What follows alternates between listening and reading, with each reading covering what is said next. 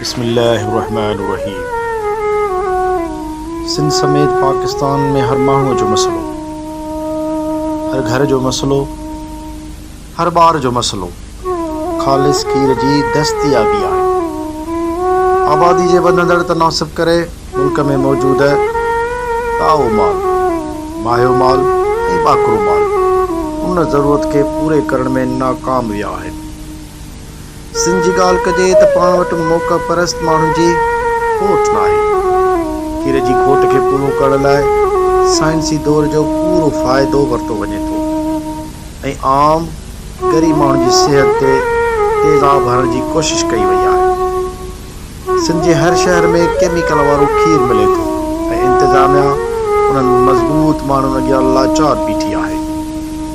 दादू में केमिकल वारो खीर मिले थो, इहा ॻाल्हि ॻुझी न आहे।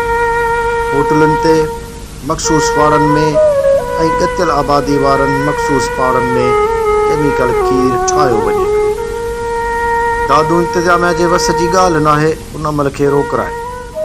कई छापा हणण जे बावजूदि, गिरफ़्तारियुनि जे बावजूदि केमिकल वारो खीर शहर में आराम सां हले पियो।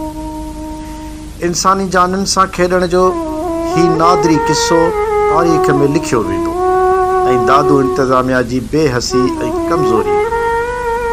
केमिकल वारे खीर जे इस्तेमाल सां इंसान जी बुकियुनि सां गॾु जहिड़े जो बि ख़राब हशर थिए थो, मगर मुनाफ़ेख़ोर ऐं मौक़ा परस्त माण्हुनि जी लालच अॼु दादू समेत हर सिंध जे माण्हूअ खे बिना ॾोह जे सूली ते आणे बिहारे छॾियो। ज़रूरत हिन ॻाल्हि जी आहे त केमिकल वारे खीर मां कीअं जान छॾाइजे, असीं पंहिंजे नए तयारु थींदड़ नस्लनि खे कीअं बचायूं। अफ़सोस हिन ख़ुदे कम में समाज जा सुधरियल सम्झंदड़ माण्हू अव्हां खे अॻियां मिलंदा। ईअं चइजे त मुंहं में भलो अंदर में इब्लीस। ख़ैर अंदेश, अव्हां जो पंहिंजो प्रोफेसर मोहम्मद इरफान कलोर।